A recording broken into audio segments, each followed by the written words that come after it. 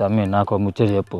ఇప్పుడు KCR sir form హౌస్లో వండుకుంటా కుదిర పూజలు చేయిస్తాడట కదా, ఆయన దగ్గర కుదిర పూజ చేసేటోళ్ళు ఎవరన్నా నీకు తెలిసిన వాళ్ళు ఉన్నారా? అంటే నీ బ్యాచ్ వాళ్ళు ఎవరన్నా అక్కడ ఉన్నారా అని చెప్తాను. వాళ్ళని కూడా ఇక్కడికి రప్పియరాదు, అవసరమైతే వాళ్ళ ఫీజు కూడా వాళ్ళకి ఇద్దాం.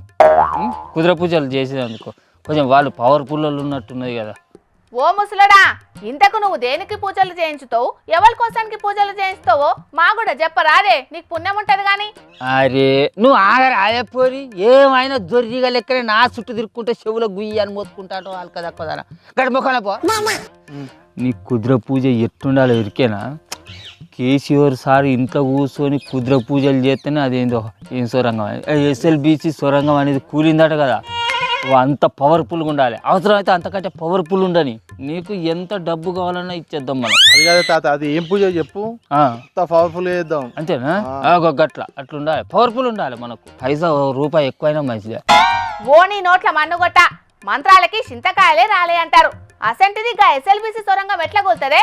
నువ్వు నీ తలకు మాసిన ముచ్చట్లు కాకపోతే ముసలోడా. ఇక బుజ్జి, నీకు ముచ్చటేదన్నా తెలిసేది ఉంచడం మాట్లాడు, లేకపోతే రాసిచ్చిన వార్తలన్నా చక్కగా చదువు. కానీ వీడికొచ్చి ఇత్తులు కచ్చకాయలని మాట్లాడినావు అనుకో, ఇక మరి నీ సౌరం ఎంచుకలు అన్ని గమనిస్తుడు అవుతుంది. ఇనిసలు వీకు ఇది పెద్దోళ్ళ ముచ్చట, నీకు అవసరమా? నువ్వు మంచిగా యాది పెట్టుకో.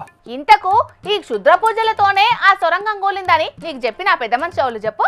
ఓ రేవు తక్కువ దానా, అచ్చరం ముక్కరా అని నా సొచ్చి గోసిగాడు మాట్లాడిందంటే నేను నమ్మకపోదునే నక్క చెవుల దానా. స్వయంగా అధికార పార్టీ నాయకుడు ఒక మంత్రి చెప్పినప్పుడు నేను నమ్మాలా వద్దా? ఆయన మా అన్న మా సారు ఆ కోమటిరెడ్డి వెంకరెడ్డి సార్ చెప్పిండు, కుద్ర పూజలు పనిచేస్తాయి, అట్లనే ఎస్ఎల్బిసి సొరంగం కూలిందని. ఆ సారు ఏ సోయిలుండి అన్నాడో ఏం పాడో, కేసీఆర్ సారు క్షుద్ర పూజలు చేస్తే ఎస్ఎల్బిసి సొరంగం కూలుతాదే. అంటే నీ ఉద్దేశం మా కోమటిరెడ్డి వెంకన్న సారు కేసీఆర్ సార్ మీద కావాలని బట్టగాల్చి మీదెత్తాడని అంటావా? అసలు ఏ ఉద్దేశంతో మాట్లాడతానవే రేవు తక్కువదానా? మరి లేకుంటే ఆ సొరంగంలో కూరుకపోయిన వాళ్ళను తీసేటందుకు సర్కారు ఎంత తిప్పలు పడ్డదో చెప్పుకోవాల్సింది పోయి గీ ముచ్చట్లేందే. వాళ్ళ కారుపాటి గద్దె దిగి 2 నెలలకు దగ్గర పడతాంది, ఇంకా వాళ్ళ మీదనే వాడు ఏడ్చుడు ఎందుకు చెప్పు? ఓ తాత, మీ పంచాయతీ ఆటకాయ పెట్టుకుంటారు కానీ నన్ను పిలిచిన ముచ్చటేందో చెప్పు. అవును, ఇంతకీ అన్నతోని ఎవరికి సాతపడి చేయించుతావు, ఏమని చేయించుతావు అది చెప్పు ముసలోడా. నిన్ను మా కోమటిరెడ్డి వెంకన్న సార్ దగ్గరికి తీసుకుపోతా.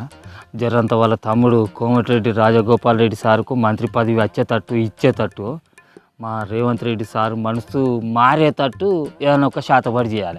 అట్లనే మా కోమటిరెడ్డి అన్నదమ్ములు 2 ఉన్నారు కదా, వెంకరెడ్డి సార్ రాజగోపాల్ రెడ్డి సార్, వాళ్ళిద్దరు నడుమ పంచాదులు ఏం రాకుండా ఒక మంచి శాతపడి చేయాలి. దానికి ఎంత ఖర్చు అవుతాయి చెప్పు? 5 లక్షలు అయితే 10 లక్షలు తీసుకో.